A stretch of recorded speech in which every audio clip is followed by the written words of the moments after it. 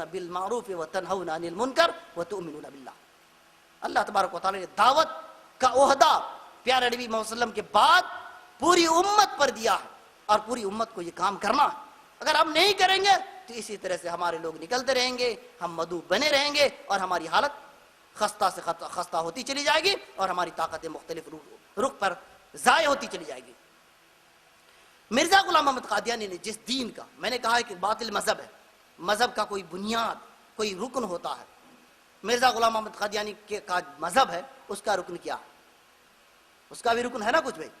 تو مرزا غلام محمد قادیانی کے الفاظ میں، اس کی زبانی، اس کی کتابوں میں جو بات ملتی ہے، اس نے لکھا ہے کہ میں جس دین کا نقیب ہوں، میں جس دین کی طرف لوگوں کو بلاتا ہوں، وہ دین دو بنیادی اصولوں پر قائم ہے. مرزا غلام محمد قادیانی کہہ رہا. اسلام کے کتنے ارکان ہیں بھائی؟ 5 ارکان ہے نا. بنی الاسلام علی 5 ہے نا. اسلام کے 5 ارکان ہیں، اللہ کے نبی محمد صلی اللہ علیہ وسلم نے فرمایا. اور مرزا غلام محمد قادیانی کیا کہہ رہا؟ میں جس دین کی طرف بلا رہا ہوں اس دین کے 2 بنیادی ارکان ہیں. وہ بنیادی ارکان بھی سنیے کیا کیا ہے. پہلا رکن یہ ہے اللہ تبارک و تعالیٰ میں اپنے طور پر لگا رہا ہوں بھائی.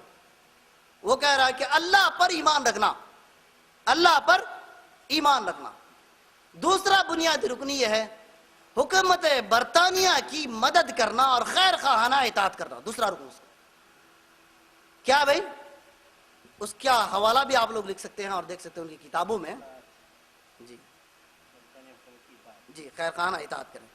یہ تحفہ شہزادہ ویلز ایک کتاب ہے مولانا ابو الحسن علی مودودی رحمۃ اللہ علیہ کی. یہ مولانا ابو الحسن علی ندوی رحمۃ اللہ علیہ کی ما ہی القادیانیہ، ما ہی القادیانیہ. اس میں مولانا نے ان کی عبارت کو کوٹ کیا عربی میں، اور انہوں نے جو لیا ہے ایک تحفہ ہے شہزادہ ویلز.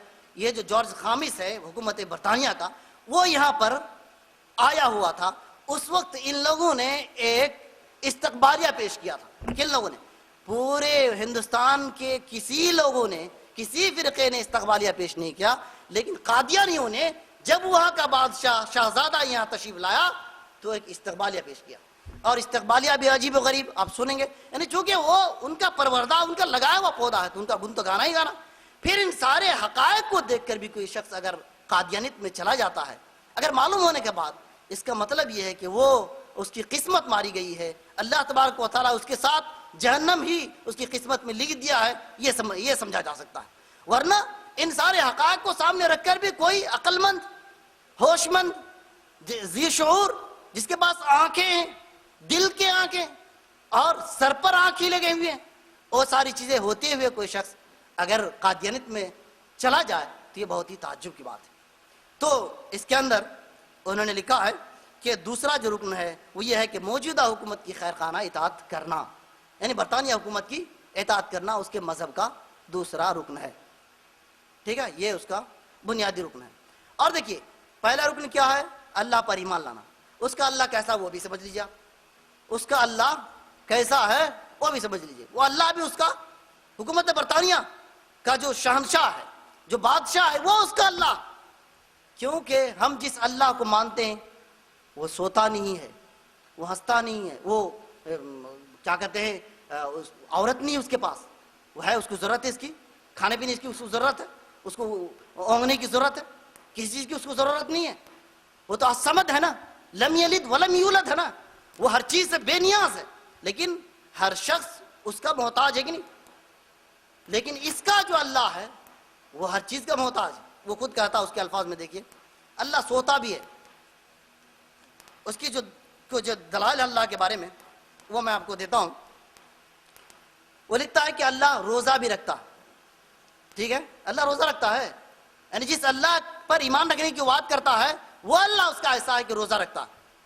وہ سوتا ہے، وہ چلاتا بھی، چیختا چلاتا ہے، وہ لکھتا بھی ہے، مہر لگاتا ہے، اس سے غلطیاں بھی ہوتی ہے، ہم بستری بھی کرتا ہے، نعوذ باللہ. یہ انسان کی صفات میں سے ہے نا بھائی. تو اس کا مطلب یہ کہ جو شہنشاہ برطانیہ ہے وہ اس کا اللہ. تو ملا جلا کر اس کا جو دین ہے، اس کے جو 2 بنیادی ارکان ہیں وہ یہ ہے کہ شہنشاہ برطانیہ کو ماننا اور اس کی لگائی ہوئی حکومت جو ہندوستان میں موجود ہے اس کی اطاعت کرنا.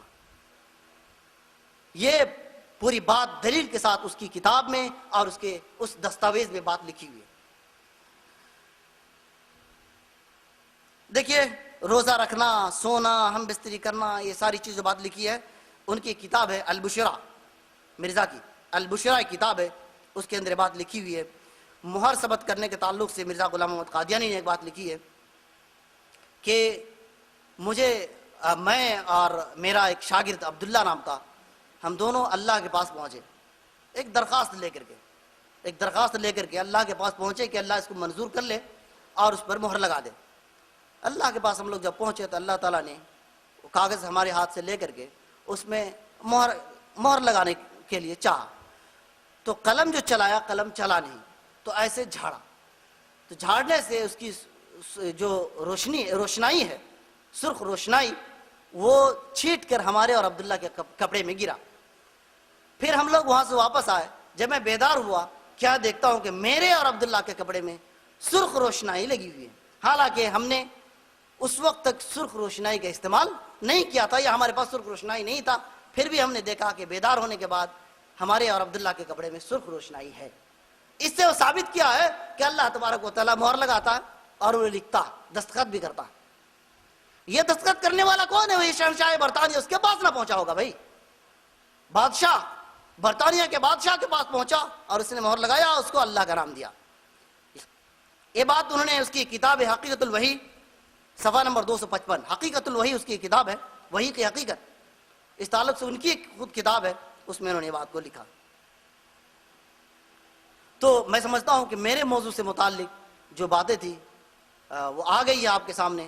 اب اخیر میں اللہ تبارک و تعالیٰ سے دعا کرتا ہوں کہ اللہ تبارک و تعالیٰ ہم تمام لوگوں کو حقیقت سمجھنے اور اس کو دوسروں تک پہنچانے کی توفیق عطا فرمائے، آمین. اور اللہ تبارک و تعالیٰ جو لوگ اس فتنہ ارتداد میں مبتلا ہو گئے ہیں، اللہ تبارک و تعالیٰ ان کو حقیقت سے روشناس کرائے اور اس کو پھر اسلام کے گود میں واپس آنے کی توفیق عطا فرمائے، آمین. وآخر دعوانا ان الحمدللہ رب العالمین. الحمدللہ دونوں محاضرات بہت ہی واضح اور تفصیلی رہا ہے اور اپنے موضوع پر آپ کے سامنے پوری باتیں آ گئی ہیں.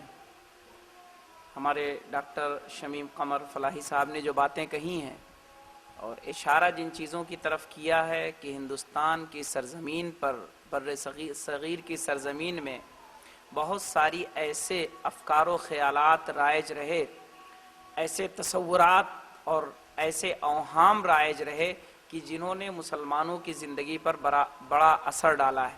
اس کے لیے اگر آپ پڑھنا چاہیں تو ایک بڑی اچھی کتاب آئی ہے ڈاکٹر عدنان سہیل کی بدعت و ضلالت کے محرکات. کتاب بڑی اچھی ہے اور اچھے انداز میں لکھی گئی ہے، کیونکہ دراصل یہ پہلو وہ ہے کہ جس پر گفتگو کرتے ہوئے کبھی کبھی ہم اصل سرے سے بھٹک جاتے ہیں. ایسی ہی جیسے کوئی انسان جذباتی ہو، بڑا برانگیختہ ہو، غصے میں ہو، تو اس کی زبان سے کبھی کبھی نامناسب باتیں نکل جاتی ہیں. ایسے ہی جب ہم کچھ خفیہ جو بالکل واضح نہ ہوں، جو علامات کی بنیاد پر متعین کی جائیں، جو کچھ مشاہدات کے نتیجے میں کہی جائیں، جب ہم ان کا مطالعہ کرتے ہیں تو کبھی کبھی ہم اپنے نتیجے کو پرجوش انداز میں اس طرح پیش کر دیتے ہیں جو حقائق سے دور ہوتے ہیں. اس لیے اس کتاب کا میں حوالہ دے رہا ہوں، ورنہ اس موضوع بہت ساری کتابیں ہیں، مطالعہ تصوف بھی ہے قرآن و حدیث کی روشنی میں، لیکن یہ کتاب میں نے اپنے مطالعے کے حد تک جو پایا کہ نہایت متوازن اور نہایت ہی اچھے انداز میں نتیجے کو اخذ کرنے والی کتاب ہے. بدعت و ضلالت کے محرکات، ڈاکٹر عدنان سہیل کی تقریباً 400 پیج کی کتاب ہے. میں آتا ہوں دوسری تقریر پر. اس میں بہت ساری باتیں مجھے کہنی تھی، میں نے نوٹ بھی کیا تھا اور ضرورت ہے کہ اس پر کہی جائے، کیونکہ ہمارے محترم نے اپنے موضوع کی وضاحت کے سلسلے میں کچھ چیزوں کو بڑی اہمیت کے ساتھ اکٹھا کیا ہے. لیکن تاریخ کے مطالعے میں ایک بات بہت ضروری ہے، اور آپ بہرحال ندوے کے لحاظ سے مجھ سے جونیئر ہیں، اس لیے میں اپنا حق سمجھتا ہوں کہ کچھ چیزیں کہہ دوں کہ تاریخ کے مطالعے میں یہ ضروری ہے کہ تاریخ کے چند واقعات سے سارے نتائج نہ اخذ کیے جائیں، بلکہ تاریخ کے پورے منظر کو سامنے رکھ کر کے نتائج اخذ کیے جائیں. مثلا اگر ہم صرف کسی چیز کے لیے کسی سازش کرنے والے کو سارا الزام دیتے ہیں تو اس سے جو دوسرا پہلو سامنے آتا ہے کہ ہم اپنے کو محفوظ سمجھتے ہیں، جبکہ یہ اللہ کی سنت نہیں ہے۔ جب انگریز نہیں تھے ہندوستان میں تو ہندوستانی مسلمانوں کا جو کچھ ان کی کمزوری تھی، جو زوال تھا، جو ان کے یعنی خستہ صورتحالی تھی، وہ کس کی دین تھی؟ کس نے سازش کیا تھا؟ یہ ملک گیا کیوں مسلمانوں سے؟ اگر مسلمانوں کے اندر کمزوری نہیں تھی تو گیا کیوں؟ اس کا مطلب کہ ہمارے اندر گھن لگ چکا تھا، ہم کمزور ہو چکے تھے۔ سازشیں کامیابی اسی وقت ہوتی ہیں جب خود انسان کمزور ہو جاتا ہے۔ تو سازشوں سے جب پردہ اٹھایا جائے تو اس وضاحت کی بھی ضرورت ہے کہ سازش کامیابی وہاں ہوتی ہے جہاں سازش جس کے خلاف کی جائے وہ کمزور ہو جاتا ہے۔ نبی کریم صلی اللہ علیہ وسلم کے خلاف بھی سازشیں ہوئیں، صحابہ کرام کے زمانے میں بھی سازشیں ہوئیں، لیکن وہ تو نہیں ناکام ہوئے، وہ تو سازشوں کا شکار نہیں ہوئے کیونکہ وہ مضبوط تھے۔ اسی لیے قرآن نے کہا وَلَوْ أَنَّ أَهْلَ الْقُرَىٰ آمَنُوا وَاتَّقَوْا لَفَتَحْنَا عَلَيْهِمْ بَرَكَاتٍ مِّنَ السَّمَاءِ وَالْأَرْضِ وَلَٰكِنْ كَذَّبُوا، انہی کو الزام دیا ہے پہلے، جو لوگ جن کو مخاطب کیا گیا ہے کہ اگر وہ ایمان لے آئیں اور تقوی اختیار کریں، ولیکن کذبوا، دوسرے کو الزام نہیں دیا گیا کہ لوگ ان کو گڈھے میں ڈھکیل دیتے ہیں، ولیکن کذبوا، خود وہ پہلے تکذیب کرتے ہیں اس کے بعد گڈھے میں جاتے ہیں۔ تو ہندوستانی مسلمانوں نے جو 700 سال تک مجرمانہ غفلت کی تھی، اس کا نتیجہ یہ ہوا کہ انگریز قابض ہوئے اور طرح طرح کی سازشیں ان مسلمانوں کے خلاف ان کی کامیاب ہو گئی۔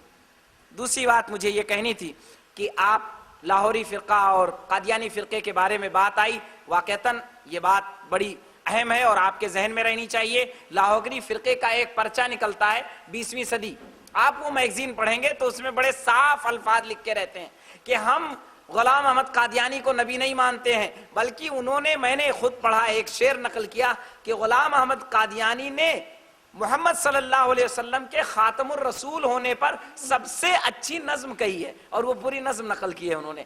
تو ہوتا کیا ہے کہ اس طرح کے اشتباہات پیدا ہی کیے جاتے ہیں۔ 20ویں صدی اگر کہیں آپ کی نظر سے گزرے گا تو آپ کو محسوس ہوگا یہ قادیانیت کے خلاف پرچہ ہے، حالانکہ وہ قادیانیت ہی کا ایک نقیب ہے، ایک نمائندہ پرچہ ہے جو قادیانیت کی دوسرے رنگ میں ترجمانی کرتا ہے۔